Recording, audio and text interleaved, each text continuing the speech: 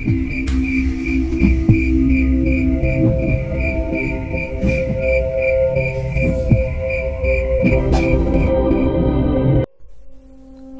sengit pun terjadi. Cahyo berusaha menghadapi serangan-serangan tak kasat mata, hanya mengandalkan firasatnya. Sayangnya, masih banyak serangan yang mendarat di dirinya.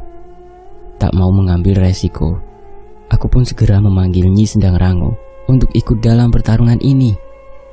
Mantra leluhur pun kubacakan dengan keris raga sukma. Kuletakkan di hadapanku. Jagat lembut, boten duwe wujud. Kuloni Bali. Tetesan hujan darah berganti dengan hujan Nyi Sendang Rangu. Tidak lagi hadir dengan wujud anggun. Nyi Sendang Rangu segera melesat menuju Mpu Jandrik dan mencengkram wajahnya. Aku yakin Nyi Sendang Rangu sudah merasakan kengerian dari bencana ini. Mpu Jandrik terlihat kesakitan. Nyi Sendang Rangu mengutuknya dengan wujud yang mengerikan. Namun itu tidak lama sampai Nyi Sendang Rangu terpental dengan sosok-sosok tak kasat mata yang menghantamnya. "Nyi!" teriakku mencoba menghampirinya. Tidak pernah aku melihat Nyi Sendang Rangu terluka semudah ini. "Danan, gunakan wangian kilang samana," perintah Nyi Sendang Rangu. Benar, aku memiliki benda itu. Benda yang dipinjamkan Gama untuk keadaan seperti ini. Aku pun membuka botol kecil yang kusimpan di sakuku hingga aroma rempah yang menyengat tercium menyatu dengan hujan Nyi Sendang Rangu. Cahyo mundur mendekat ke arahku saat menyadari perubahan yang terjadi di sekitarnya. "Bagus, Nan, wujud mereka mulai terlihat," kata Cahyo. Aku mengatur nafasku sambil menyaksikan kemunculan orang-orang yang sebelumnya tak terlihat dan menyerang kami. Mereka adalah pengikut Nyai Rasmono yang kesetanan. "Nyi, apa mereka masih manusia?" tanyaku. Nyi Sendang Rangu menggeleng. "Jiwa mereka sudah menjadi setan seperti apa yang mereka puja. Di tempat ini sulit bagi Nyi Sendang Rangu untuk mewujudkan wajah ayunya. Dosa makhluk-makhluk yang berada di sekitarnya membuat wajahnya mencerminkan keburukan mereka." "Urus saja Mpu Jangkrik sialan itu. Makhluk-makhluk bodoh ini biar aku yang membereskan," ucap Cahyo yang segera memanggil wujud Roh Wonosuro. Danan setuju dan mengajak Nyi Sendang Rangu menghadapi Mpu Jandrik lagi. Sama sekali tidak bisa diremehkan. Aku bersama Nyi Sendang Rangu dan Mbah Jiwo bersama Ki Mahesa Ombo benar-benar kewalahan melawan Mpu Jandrik. Belum ada satupun pertanda dari pertarungan kami yang menunjukkan tanda-tanda akan selesai.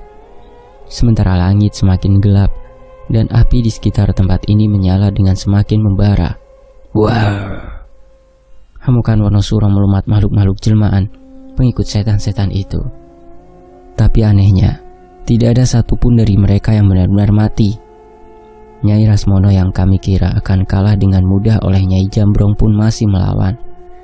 Bahkan kain hitamnya sudah melilit ke pepohonan, seolah menjebak Kang Jawir dan Nyai Jambrong. Aku khawatir. Sepertinya ada sesuatu yang tidak kami ketahui. Benar saja, tepat saat malam mencapai pekatnya, Mpu Jandrik melompat menjauh dari kami semua dan berdiri di sebuah bekas bangunan batu besar di dekat altar. "Mundur," perintah Mpu Jandrik, entah pada siapa. Tapi beberapa saat kemudian, Ki Among Mayit dan Nyai Rasmono mundur dan berpindah ke sebelah Mpu Jandrik. Kami semua bingung dengan apa yang mereka lakukan. Namun aku merasa yakin bahwa akan terjadi hal yang berbahaya setelah melihat tingkah laku Buto Kendil yang ketakutan setengah mati. "Hati-hati, berkumpul!" teriak Pak Lek. Benar saja, api membakar tanah tempat kami berpijak. Panasnya hampir tak tertahan dan membuat kami sulit bernafas. Bahkan hujan Nyi Sendang Rangu tak lagi mampu mengimbangi panasnya api ini. Saat kami merasa api ini akan menjemput ajal, tiba-tiba semua menjadi gelap.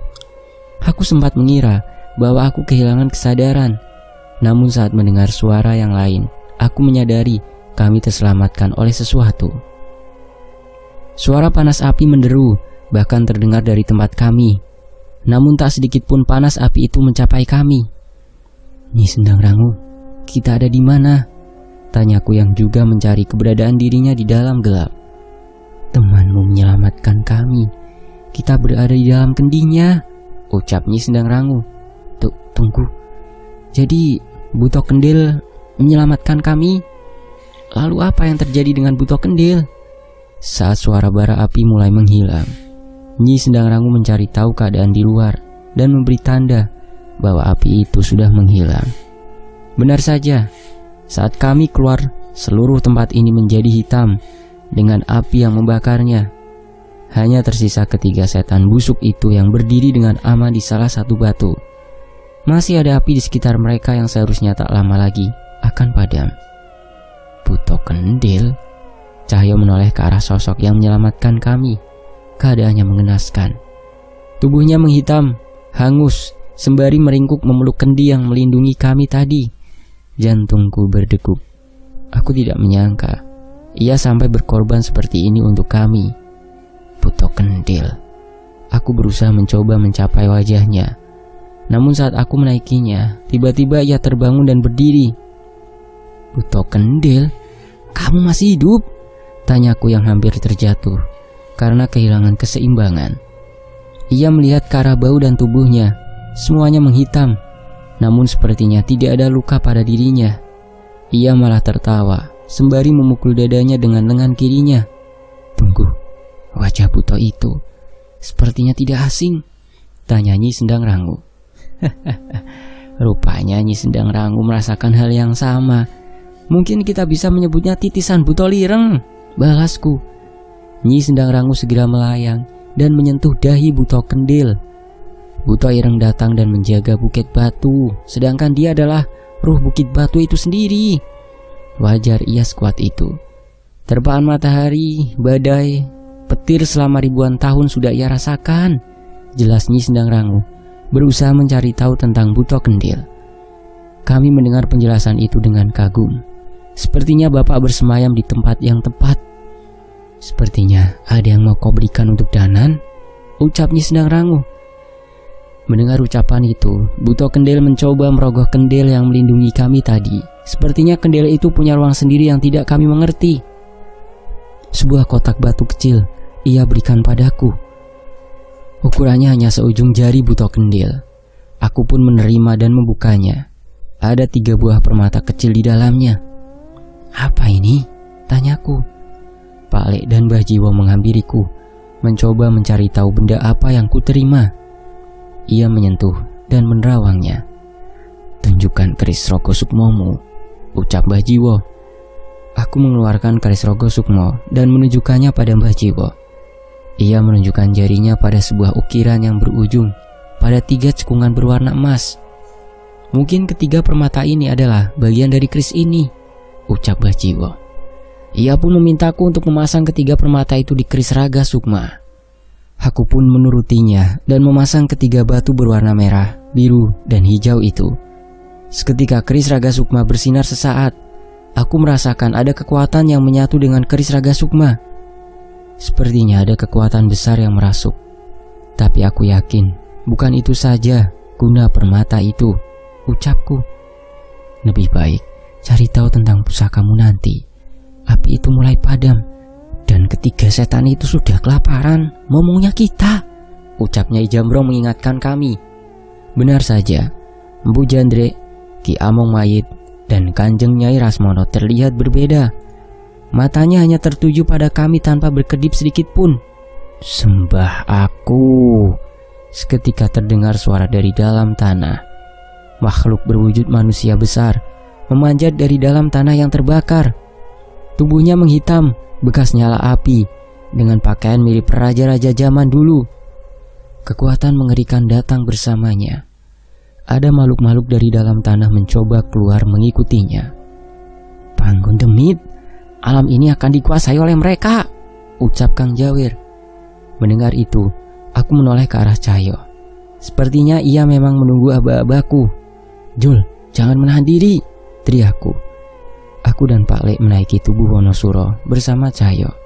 Dengan sekuat tenaga, Wonosuro melempar tubuhku dengan sekuat tenaga ke arah Empu Jandre.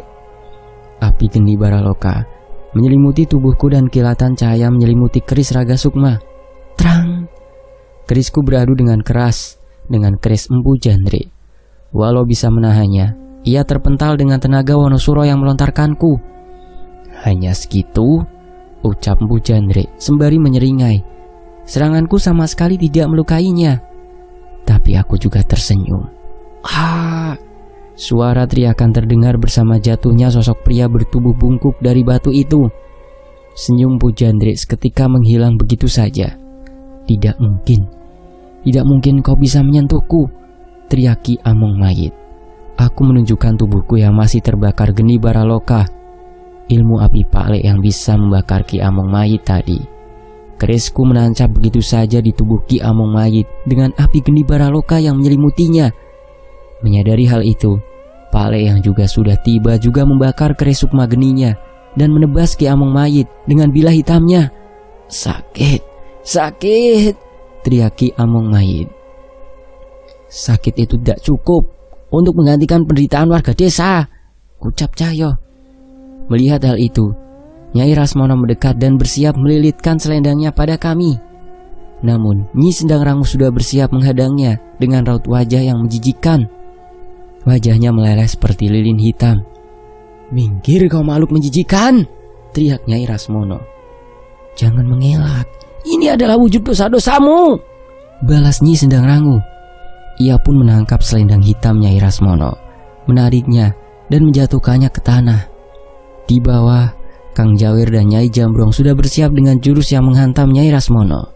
Bodoh, ilmu kalian tidak akan berguna, teriak Nyai Rasmono, yang sepertinya memang tidak merasakan dampak dari jurus itu. Tapi ia tidak sadar. Tangannya sudah terikat oleh tasbih yang selama ini selalu terikat di tangan Nyai Jambrong. Ia mencoba melepasnya, tapi selalu gagal. Selama tasbih itu terikat, serangan Kang Jawir dan Nyai Jambrong berhasil melumpuhkan Nyai Rasmono. Kekuatan hitamnya menghilang perlahan dampak dari tasbih yang mengikatnya. Pak Le membaca sebuah mantra, sementara Nyi Sendang Rangu menyentuh wajah Nyai Rasmono. Sakit! Teriakan itu keluar bersamaan dari mulut Ki Among Mayit dan Nyai Rasmono. Api hitam membakar Ki Among Mayit hingga tubuhnya habis terbakar. Sementara kutukan Nyi Sendang Rangu menyiksa pikiran Nyai Rasmono hingga ia tak lagi bisa merasakan apapun.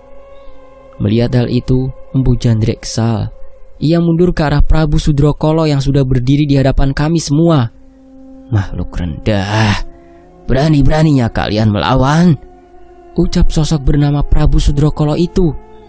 Mendengar itu, Cahyo maju bersama Wonosuro. Sejak diciptakan, manusia adalah makhluk paling mulia. Tidak pantas direndahkan oleh kalian, teriak Cahyo. Prabu Sudrokolo melihat sekitarnya dan tidak mendapati pengikut-pengikutnya berada di tempat ini. Mana yang lain? Mana Gandara Barwa? Tanya Prabu Sudrokolo. Mati. Semua pengikutmu sudah menjadi bahan bakar untuk kebangkitanmu.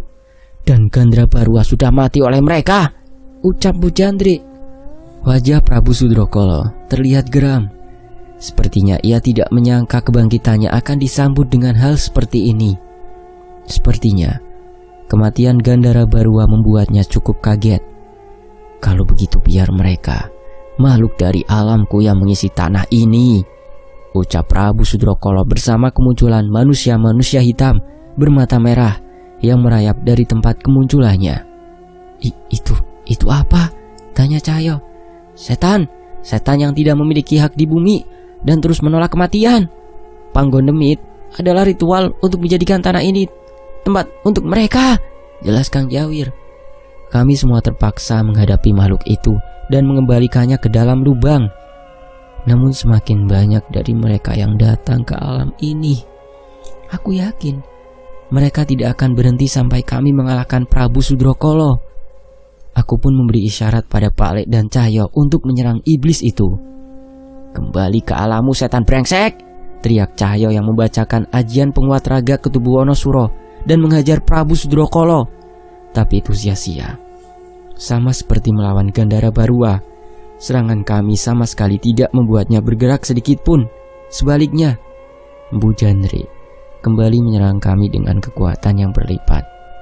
Aku dan Pak Lek kewalahan menahan serangan dari kerisnya yang terbakar dengan api yang begitu panas. Cahyo terpental begitu jauh, hanya dengan sedikit gerakan Prabu Sudrokolo. Aku dan Pak Lek pun mulai terpojok. Sementara yang lain tidak mampu membendung setan-setan yang keluar dari dalam tanah itu. "Pak Lek, ini gimana?" tanyaku bingung. "Kalau Pak Lek tahu kita tidak akan terdesak begini," balas Pak Lek. Tak lama kemudian, aku dan Pak Lek terhempas dengan pukulan dari dua tangan lain dari Empu Jandrik. Pukulannya begitu kuat hingga darah segar bermunceratan dari mulut kami. Sialnya, Empu Jandrik tidak menyia-nyiakan kesempatan itu dan melompat untuk menghunuskan kerisnya ke wajahku. Dengan sekuat tenaga, aku menangkis serangannya dan menahan keris itu mencapai wajahku. "Pak Lek, tolong!" ucapku. Pak Lek berusaha untuk berdiri, tapi sepertinya luka yang ia derita juga cukup parah. Ujung keris merah padam itu menyentuh pipiku dan mulai membakar. Tapi saat tenagaku mulai habis, aku mendengar sebuah suara yang memberiku sedikit harapan. Tring! Itu suara gelang Gengge. Tapi tidak mungkin, kami terlalu jauh dari mereka. Growl! Sebelum keris Empu Jandrik menembus wajahku, makhluk hitam besar menerjangnya dan mengusir Empu Jandrik dari atasku. "Itu Meong Hideng?" ucapku tak percaya. Aku menoleh ke arah makhluk itu datang dan terlihat Gama yang tengah berlari menghampiriku. "Maaf Danan, kami terlambat," ucapnya sembari menjulurkan tangan membantuku berdiri. Tapi aku meraih tangannya sembari bingung dengan bagaimana ia bisa sampai ke tempat ini. Tak lama setelah kedatangan Gama, Jagat muncul dari dalam kabut dengan terengah-engah. Sepertinya tenaganya benar-benar habis. "Mas Jagat yang menjemput kami," jelas Gama. Aku melihat dari jauh saat tubuh Cahyo ditarik oleh seseorang berambut panjang menyelamatkannya dari pukulan Prabu Sudrokolo. "Budi juga di sini?" tanyaku. Gama mengangguk dan memastikan kondisi tubuhku. Kupikir titisan Wewe Gombel adalah masalah terbesar yang pernah ada. Sekarang aku tersadar bahwa dunia ini begitu luas. Banyak hal yang tidak bisa dijelaskan dengan nalar, ucap Gama. Kalau begitu sekarang kuperkenalkan, Prabu Sudrokolo, makhluk yang kembali dari neraka, balasku. Api besar membara dari tubuh Empu Jandrik, membuat Meong Hideng kembali menjauh. Tapi satu yang aku tahu, Empu Jandrik gentar dengan keberadaan hewan besar itu. Sayangnya, Empu Jandrik tahu bahwa Gama adalah empu dari Meong Hideng. Diam-diam ia mencari celah memutari pepohonan dan menyerang Gama. Belum sempat aku menahan serangan itu, tiba-tiba seseorang menghajar Empu Jandrik dengan keras. "Jangan sentuh Gama," ucap Budi yang dengan sigap melindungi Gama. Tak jauh dari dirinya terlihat Cahyo yang terjatuh setelah diselamatkan oleh Budi. "Mamang Gondrong, kalau nolongin yang niat, jangan dilempar begitu saja," teriak Cahyo. "Berisik," balas Budi dengan singkat. Melihat kedatangan mereka, sepertinya aku mendapatkan harapan untuk menyelesaikan pertarungan ini. "Budi, bisa bantu mereka? Tolong urus makhluk bertangan 4 itu," ucap Gama. Budi mengangguk. Sementara itu Pak Lek telah selesai memulihkan dirinya dan memberi isyarat pada Cahyo. "Kalau begitu, biar aku yang menemani Mamang Gondrong," balas Cahyo. Setelahnya, aku dan Gama berlari menuju Prabu Sudrokolo yang sudah berniat menghabisi Nyai Jambrong dan yang lain.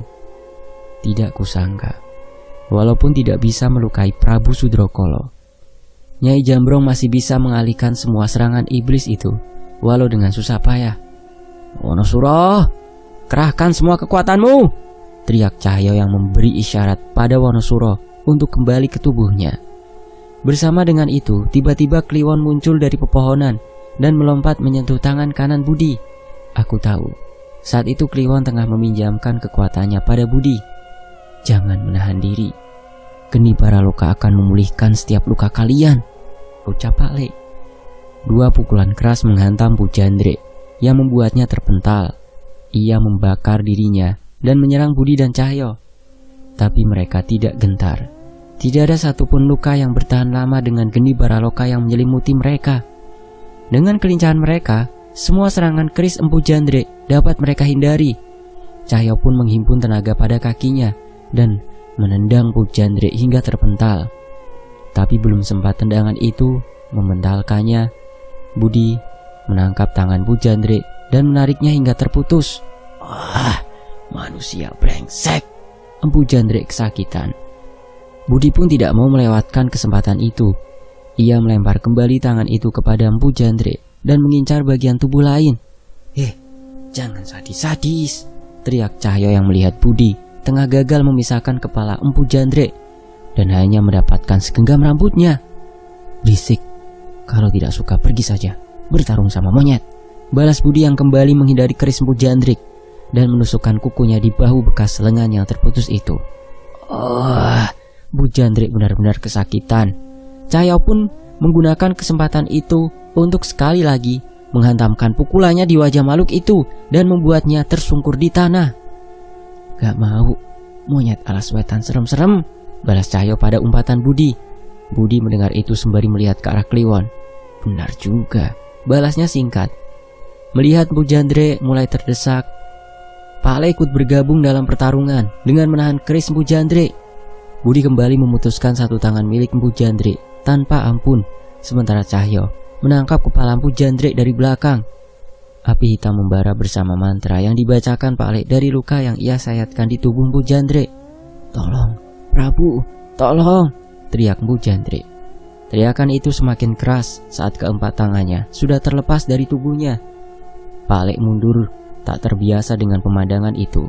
Tapi teriakan Empu Jandre berhenti tepat saat tangan Cahyo meremas kepala Empu Jandre dan memecahkan isi kepalanya. Krak! Bola mata makhluk itu keluar dari tempatnya bersama darah yang mengalir dari setiap lubang di wajahnya. Budi yang melihat itu menatap pada Cahyo. Kau bilang aku sadis? Di sisi lain, raungan Meong Hideng terdengar ke seluruh hutan berusaha menghindar dari cakaran Prabu Sudrokolo yang tidak kalah menyeramkan dari cakarnya. Nyi Sendang Rangu mencoba memberikan kutukan pada Prabu Sudrokolo, namun semua itu tak berarti. Kutukan mana yang lebih menyakitkan dari neraka? Tantang Prabu Sudrokolo. Kedua makhluk seperti Meong Hideng dan Nyi Sendang Rangu tak mampu melukai Prabu Sudrokolo. Lantas apa yang harus kami lakukan untuk mengalahkannya? Tenang Danan, pasti ada cara untuk mengalahkannya, ucap Gama. Aku mencoba menenangkan diri, mencoba mengamati situasi. Permata itu Danan, teriak Mbah Jiwo yang sedang sibuk bersama Kang Jawir dan Nyai Jambrong mengusir setan-setan hitam kembali ke dalam lubang. Benar juga, aku belum menggunakan kekuatan dari permata yang diberikan oleh Buto Kendil. Mungkin aku harus mencoba membaca mantra yang diturunkan oleh leluhurku sekali lagi. Jagat lembut, boten duwe wujud, kuloni Bali.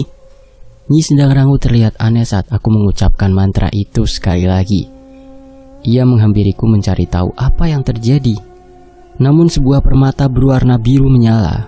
Aku merasakan sebuah kekuatan besar mengalir ke dalam tubuhku. Danan, hentikan.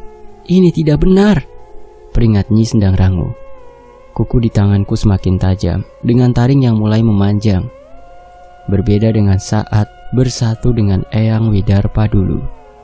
Kini pikiranku pudar seolah sesuatu mencoba mengendalikanku. Akhirnya kau mencoba menjadi salah satu dari kami, teriak Prabu Sudokolo. Nyai Jambrong ikut mendekat. Ia merasakan kekuatan yang meluap dari tubuhku. Ini kekuatan Jagat Skoro Demit, ucap Nyai Jambrong. Apa? Jagat Skoro Demit? Bagaimana mungkin keris Raga Sukma menyimpan kekuatan seperti ini? Nyi Sendang Rangu menurunkan hujannya semakin deras. Aku pernah mendengar ia pernah meredakan Eyang Widarpa yang mengamuk dengan hujannya. Tapi kali ini sepertinya tidak berdampak banyak. Aku ingin mengamuk sejadi-jadinya. Entah kepada siapa aku akan mencengkeramkan cakar ini. Tapi sebelum itu terjadi, tiba-tiba terdengar suara yang membuatku sadar sepenuhnya. Cering-cering. Itu suara gelang Gengge Gama. Ia membunyikan gelang itu sembari bersimpuh membacakan doa. Entah mengapa, aku seolah melihat seseorang yang berbeda di sekitarku. Seseorang yang berjalan dengan sorban putih menuju ke Prabu Sudrokolo. Setelahnya semua pandanganku menjadi putih. "Sekarang Danan," ucap Gama. Saat ini hanya keberadaan sosok berjubah putih itu dan suara Gama yang menjadi acuanku untuk melangkah. Seketika hanya Prabu Sudrokolo saja yang terlihat di hadapanku. Aku pun melompat setinggi-tingginya dan menghunuskan kerisku ke tubuh Prabu Sudrokolo. Berbeda dengan sebelumnya, kini kerisku mampu menembus tubuhnya dengan mudah. Tidak mungkin. Harusnya kesadaranmu sudah termakan oleh kekuatan itu. Prabu Sudrokolo tidak percaya. Sementara itu, ada suara Meong Hideng di dekatku.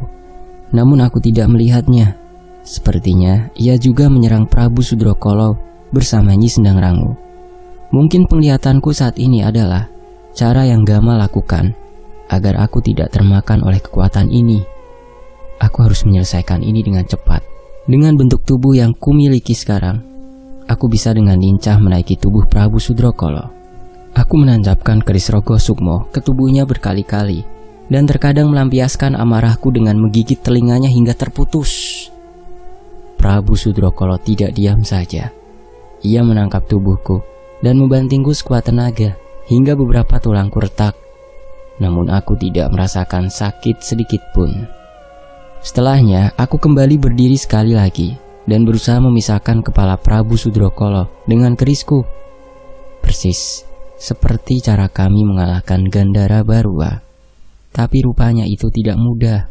Walau begitu, entah mengapa aku memikirkan cara yang lebih dari itu. Aku membacakan sebuah mantra pada keris Rogo Sukmo. Sebuah mantra yang membuat keris ini memancarkan kilatan putih. Tidak seperti biasanya. Kali ini, keris Raga Sukma seolah memanjang dengan cahaya yang menyelimutinya. Danan, Wonosuro, dan Kliwon akan menahan kedua tangannya. Samar-samar aku mendengar suara Cahyo. Aku akan mencoba mengalihkan pikirannya. Kali ini suara Nyi Sendang Rangu kembali terdengar. Mendengar hal itu, aku pun melesat mengincar jantung Prabu Sudrokolo. Tapi sebelum aku mendaratkan seranganku ke sana, terlihat sosok Meong Hideng tak jauh di bawah kakiku. Ia seolah ingin menunjukkan titik lain yang harus aku serang. Aku mendarat di punggung Meong Hideng dan ia melemparkanku tepat ke arah Prabu Sudrokolo. Kini aku berada tepat di depan matanya. Aku tidak akan mati. Setelah kalian tak mampu bergerak, akan kulumat kalian semua, ucap Prabu Sudrokolo. Anjing yang sudah terpojok hanya bisa menggonggong, balasku yang segera menancapkan keris Raga Sukma ke dahinya. Sembari menjatuhkan diri ke tanah, aku menarik keris Raga Sukma untuk terus memotong tubuhnya hingga terbelah menjadi dua. Suara keras terdengar dari jatuhnya tubuh Prabu Sudrokolo. Aku tidak lagi melihat sosoknya, hanya warna putih di sekitarku dan suara ramai dari segala sisi. Perasaan berkecamuk memenuhi pikiranku. Entah aku merasa bisa mengamuk kapan saja. Ini ajian Segoro Demit. Bagaimana menghentikannya? Kalau sampai Danan mengamuk, nyawa kita dalam bahaya. Pak Le, tolong Danan. Terdengar suara semua orang yang khawatir dengan sosokku saat ini. Aku merasa beruntung tidak bisa melihat mereka. Jika itu terjadi, mungkin aku akan melukai mereka. Tapi setelah cukup lama, perlahan suara itu semakin menghilang bersama bau wangian yang ku kenal. Itu adalah wangian yang kusimpan. Kini aromanya begitu kuat, bersama dengan alunan doa yang kutebak berasal dari Gama. Danan, Cahyo berada di hadapanku dengan wajah yang cemas. Aku mencoba berdiri, tapi rasa sakit menjalar di seluruh tubuhku. Tenang dulu, biar Pak Le yang obati dulu, kata Pak Le. Aku tersadar dengan sosok Prabu Sudrokolo yang tubuhnya terbelah menjadi dua. Tapi sayangnya, aku masih merasakan bahaya dari tubuh itu. Cahyo, hati-hati! Peringatku. Cahyo dan Budi berdiri tepat di hadapan Prabu Sudrokolo, bersiap dengan apapun yang terjadi. Dan benar saja, asap hitam kembali muncul dari belahan tubuh Prabu Sudrokolo. Sudah kubilang, aku tidak bisa mati lagi, ucap Prabu Sudrokolo yang mulai memulihkan dirinya lagi. Cahyo pun menelan ludah. Aku tidak tahu harus berbuat apa setelah ini.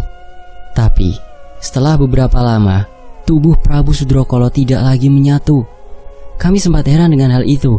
Namun hal itu terjawab dengan sosok yang terlihat melayang di atas kami semua. Sosok perempuan dengan rambut berantakan dan wajah kurus mengerikan. Nyai Kunti? Aku menebak sosok itu. Aku menoleh ke arah Mas Jagat dan memang tidak melihat dia di tempatnya lagi. Saat aku mencari ke sisi lain, terlihat tak jauh dari posisi Gama. Ia sedang bersama dengan Mas Linggar dan Mas Linus. Kali ini, wajah Mas Jagat terlihat pucat. Sepertinya ia terlalu memaksakan diri.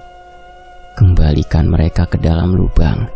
Aku akan mengunci mereka semua, ucap Mas Linus yang kesadarannya dikuasai oleh pusaka pisau batu.